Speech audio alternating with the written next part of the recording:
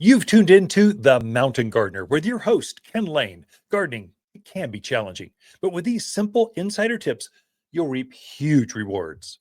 Now, let's tune into today's Mountain Gardener with Ken and Lisa.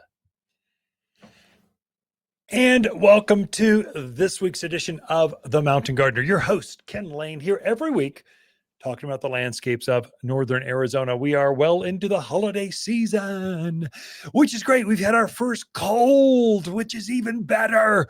Tired of fighting the bugs. Oh my goodness, my own garden's aphids are going crazy.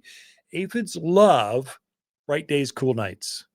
In fact, if you get a little frost, they go even crazier, and they love the taste of evergreens, especially pine trees.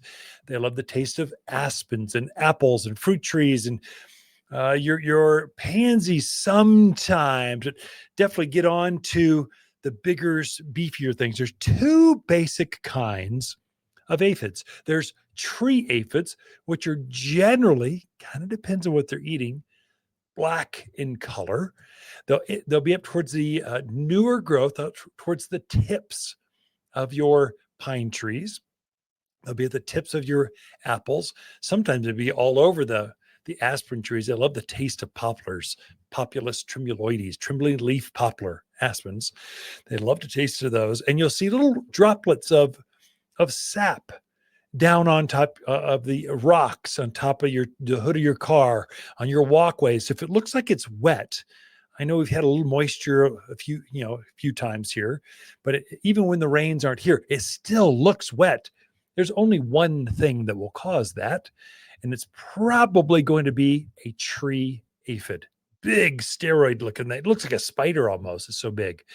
And they'll be by the hundreds. And so they don't cause death, but they can cause some tip burn, some curling leaves. You really don't want them on your trees. If you see that, you come in, talk to us, and we'll get you a systemic drench. We make a tree and shrub systemic drench, and you mix up with water and can pour it right at the base of the tree, and it absorbs it and it takes them out for the long term. When they can also get on your roses. They've been on my roses. Doggone it. They're driving me crazy. On my ceanothus. They've been on, what else are they on? A bunch of different things out in the gardens. And so I've been spot treating those. That's a different kind of aphid. They're cousins, but they're not exactly the same. They're usually smaller in size. They're cute. They're usually green, like a bright, not Kelly green. It's hard to describe the green, but it's green color. Especially, they're like the color of rose stems. They love the new taste of roses. They start eating rose sap and they turn that color. So they can be hard to identify when they first start. Then you start looking closer and go, what is going on with that? They're getting wilty. What is going on? It's aphids. So you just spray them usually you spray those with a oil right now. Horticultural oil is so efficient, so environmentally friendly, affordable. It's kind of the way to go. Safe for dogs, safe for birds, bad for aphids. So you spray those, but this is when they grow like crazy and they will keep going. You think, oh, we've had some chill. No, aphids are like this. They like it even more. So they'll actually grow faster. So keep an eye on it and don't let them get a hold in your gardens. Some things I'm doing right now to prepare my gardens for winter as we transition into things. The leaves have dropped pretty seriously. A couple trees are bare. A couple trees still have foliage, and some are just starting to go bright red, like Bradford pears, bright red right now. They're spectacular. Oh my gosh. It's what autumn is all about. They're really good.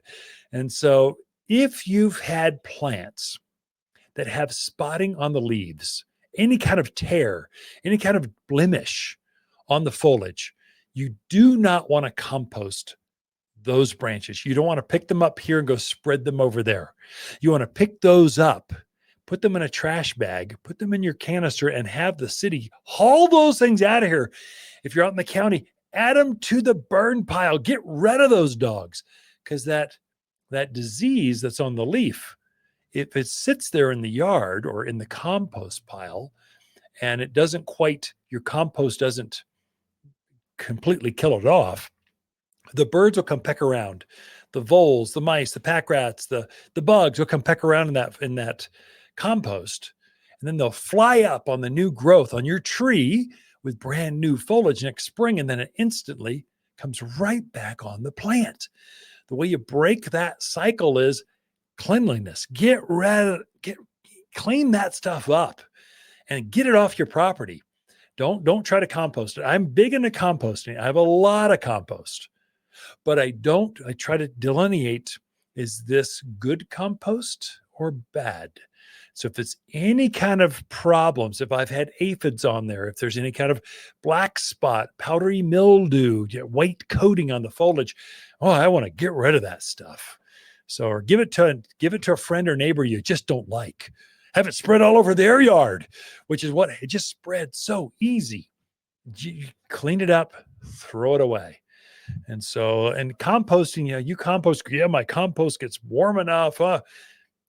You just don't know for sure. Why introduce a question mark into your garden equation? And so that's one thing I'm very purposely doing. Another one that I'm doing, so if I've got some new plants, I've planted some new trees, shrubs, got a new rose bush out there. I've got a new lilac I planted, I've got some beautiful new euphorbias I just planted. Since summer I've planted. I'm insulating the soil around those gardens, around those plants with a thick layer of shredded cedar bark. It doesn't have to be bark. It could actually be composted or premium mulch, but I'm putting a layer around there because I don't want that soil around that plant to freeze and thaw, freeze and thaw, freeze and thaw. I want it to either stay frozen or don't freeze at all. What I don't want is that freeze and thaw, the soil will start to heave, especially as we go closer to the end of the year, especially as we go to the end of the year. I don't want that soil to freeze and thaw. You've had some new root hairs forming in that surrounding soil. The plants are still kind of sensitive. And so I don't want that freeze and thaw cycle to break those new root hairs. They're new, they're baby roots. And so as that plant matures, next year, they're pretty sturdy roots closer to the branch, closer to the plant. But right now, because it's pretty new, I'm going to put a 2 to 3 inch layer of usually mulch or shredded bark. And that will keep the frost line, keep that soil from heaving, from cracking, from thawing, then freezing, thawing, then freezing, thawing, then freezing. It's terrible for plants. So I'm going to pamper. It's going to be nothing but good. And if in doubt, do it anyway, because it can only be a benefit. It can't be a harm. So I'm doing that. The other one that I'm doing for my pond is I've got a big pond. I've got several fountains.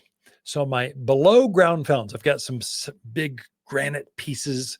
I'm moving those run times. I don't run it 24/7. I've got them on a timer. I've got them on an Alexa device. I go, Alexa, run it from basically when I'm out there reading the paper in the morning or at the end of the day when I get home. Well, that's when it's frosty right now. I'm not out reading the paper right now. It's too cold. But I want it running for the birds. So I've modified those times to run from 10 to 2, middle of the day, when I know I'm not going to be freezing. This is my winter cycle right now. I'm moving it so it's only going to run when I'm not going to be building up ice. Same for the pond in the back. I got a full-on 1,000-gallon pond, full-on pond with a water feature and a creek going through it. It's spectacular. It sounds good. I generally run it in the morning because the birds like it. My robins are out there bathing the other day. But right now I don't want ice. So I'm going to run it usually middle of the day again, so that that cycling kind of thaws the ice out. And lastly, I broke out my pond de-icer. So I actually put it in the pond. I don't have ice yet, but I'm preparing it. I'm ahead of time. It's a basic, it looks like a rock. It floats on the water. It's got a thermostat. So when it gets close to freezing, automatically activates a little bit of heat. Doesn't warm it up like a spa. It just keeps a hole open. And then I plug that in. I just keep it floating there all winter. So those two things, adjust your times so they're running when it's not freezing. And it's time, if you do have ponds, don't let that pond freeze over solid. It's not good for your fish, not good for your birds. It's just not good for your pumps. Keeps it open. So those are some things I'm doing. Okay, maybe after decades of the same fruitcake exchange, it's time to start a new holiday tradition. A living Christmas tree from Waters Garden Center can be decorated and enjoyed for a lifetime, not just a season. When the holiday festivities end, gather family and friends and plant your tree together for years of enjoyment. As your family tree grows, have a tree that grows with your family. From Waters Garden Center, 1815 Iron Springs Road in Prescott. For a more fruitful garden, increase success in the landscape that just feels better, then tune in daily to the Mountain Gardener podcast. Subscribe through your favorite podcast streamer or visit watersgardencenter.com. Better yet, visit me directly right here at Waters Garden Center. Thanks for tuning in.